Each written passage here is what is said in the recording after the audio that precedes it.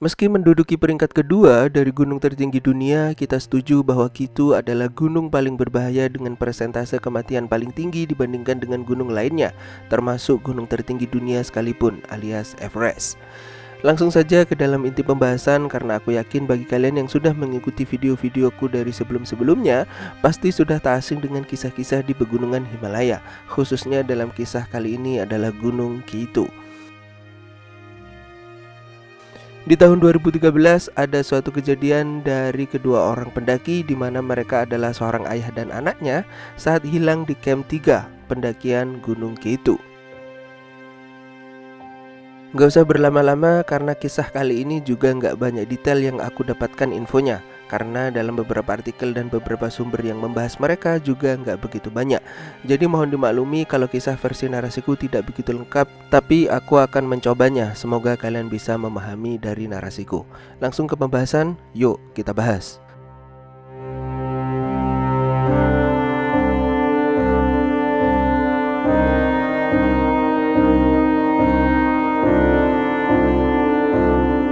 Sebelum ke cerita, aku ucapin terima kasih bagi kalian yang sudah selalu komen, nonton, dan khususnya yang request untuk video kali ini. Sebenarnya aku tahu ini requestan sudah agak lama, tapi aku baru buat karena emang masih antri untuk video koleksi di channel ini. Jadi sekali lagi aku ucapin maaf dan terima kasih. Dua pendaki yang aku maksud sebelumnya adalah Marty and Denali Smith, di mana Marty adalah seorang ayah dan Denali adalah anaknya yang lahir pada 27 April 1988 di Australia dari pernikahannya dari seorang wanita yang bernama Joanna Patty Monastery pada tahun 1986 di California, Amerika Serikat. Mereka juga mempunyai anak perempuan yang bernama Sequoia Patty Smith yang lahir pada 1 Januari 1991 di New Zealand atau Selandia Baru. Dan tentu saja anak pertamanya yaitu Denali Smith diambil dari Gunung Denali itu sendiri yang terletak di Alaska, Amerika Serikat, yang mana sebelumnya bagi pasangan ini adalah pendaki gunung mereka berdua pertama kali saat setelah pernikahannya. Marty Smith berkebangsaan Amerika Serikat, tepatnya di California, lahir pada 10 Juni 1960. Merupakan seorang pendaki gunung profesional sekaligus seorang guide atau instruktur pendakian di gunung Eropa, Amerika, Afrika, dan Himalaya, dan sebelumnya dia juga adalah pemain ski profesional yang terkenal di pegunungan es. Dia mendirikan perusahaannya sendiri untuk agen pendakian gunung yang diberi nama Marty Smith International Guiding. Dia memang bukan pendaki ke-14 gunung tertinggi dunia, namun dia telah menyelesaikan 7 summits di setiap benua. Catatan karirnya dalam pendakian di beberapa gunung es di Himalaya banyak menuaikan banyak prestasi, juga banyak keberhasilannya mengantar kliennya hingga sampai puncak. Yang aku temukan di Wikipedia tertulis bahwa dia telah mendaki Gunung McKinley atau Denali sebanyak 29 kali, Gunung Aconcagua di Argentina 34 kali, Gunung Aoraki atau Cook di New Zealand 26 kali, Gunung Tasman di New Zealand 7 kali, dan Everest 2 kali. Jadi total kira-kira 90-an kali.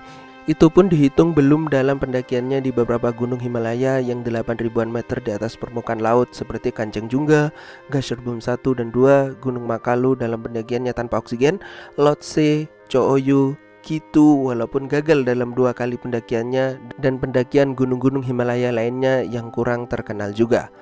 Bisa dibilang dia sudah kompeten dengan tujuan hidup yang hanya untuk kecintaannya terhadap pendakian gunung. Dari sini aku juga yakin bahwa pendaki profesional lainnya juga melakukan hal yang sama terhadap jumlah gunung yang telah mereka capai puncaknya.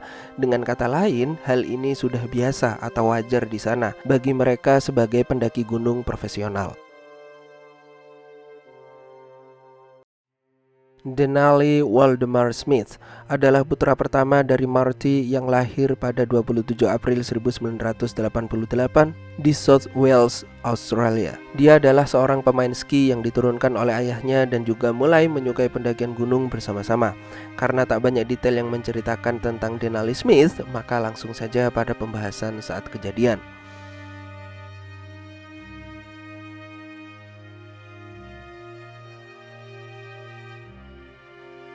Di tahun 2013, mereka berdua berhasil mencapai puncak Gunung Broad Peak Pendakian Gunung Broad Peak ini adalah untuk aklimatisasi mereka berdua sebelum upaya pendakian di Gunung K2. Singkat cerita, mereka berdua saat pasca pendakian Gunung Broad Peak ini dan ditambah lagi pendaki blasteran Swiss Afrika Selatan yang bernama Mike Horn berpartisipasi dalam upaya penyelamatan 3 pendaki Iran yang mengalami musibah di gunung tersebut. Namun sayangnya upaya penyelamatan mereka berbuah kegagalan dan pendaki Iran tersebut tetap tidak ditemukan dan menghilang sampai saat ini. Di tahun yang sama, yaitu 25 Juli 2013, setelah ekspedisinya di Broad Peak, pasangan ayah dan anak ini memulai untuk pendakian besar mereka di Gunung K2.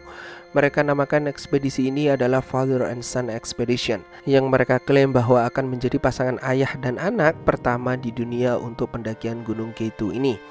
Mereka juga ditemani oleh 1 orang pendaki asal Australia yang juga merupakan pendaki profesional yang Marty temui saat pendakian di Gunung Cho Oyu, namun dengan tim yang berbeda. Dia bernama Chris Warner.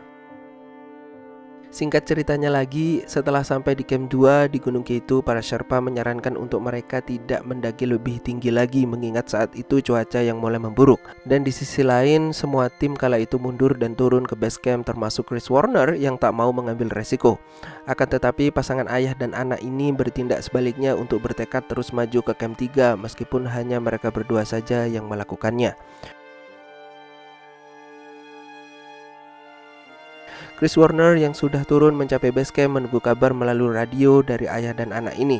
Dan tak lama kemudian, kabar emang datang dari mereka yang sudah mencapai di Camp 3. Dan mereka memutuskan untuk tetap tinggal dulu di Camp 3 sembari menunggu cuaca mereda sampai di keesokan harinya. Namun saat Chris Warner menunggu kabar dari radio di esok harinya, tak ada kabar dan jawaban dari mereka hingga sampai malam tiba. Karena tak ada kabar dari seharian full, Chris Warner dan Sherpa memutuskan untuk menjemput mereka berdua di Camp 3. Singkat cerita, saat Sherpa sudah mencapai Camp 3, mereka tak menemukan apapun di sana, yang mana Camp 3 rata dengan salju saja. Dan setelah ditelusuri lebih dalam, Sherpa menemukan banyak peralatan-peralatan yang berserakan terkubur salju. Dengan kata lain, tubuh mereka tak ditemukan dimanapun di Camp 3 hingga sampai saat ini. Yang dapat disimpulkan mungkin mereka menghilang saat terjadi longsoran salju saat mereka tertidur. Mendengar kejadian ini tentu saja membuat pihak keluarga Smith terpukul, khususnya bagi anak perempuannya yaitu Sequoia Smith yang kehilangan seorang ayah dan kakaknya. Yang beberapa hari kemudian dia memutuskan untuk pergi ke base camp K2 mewakili dari keluarganya untuk mencari informasi mengenai ayah dan kakaknya yang tak ditemukan tersebut. Sequoia juga sempat mengambil beberapa peralatan yang ditemukan oleh Sherpa saat di Camp 3 untuk mencocokkan sampel DNA-nya. Apakah benar itu milik ayah dan kakaknya atau bukan? Dan ternyata saat diteliti hasilnya bukan peralatan milik ayah dan kakaknya, yang artinya mereka tidak ditemukan meski hanya tanda-tandanya saja yang menghilang juga tanpa jejak. Dalam kata lain, mereka mati dalam dekapan dan disembunyikan oleh Gunung K2 hingga sampai saat ini.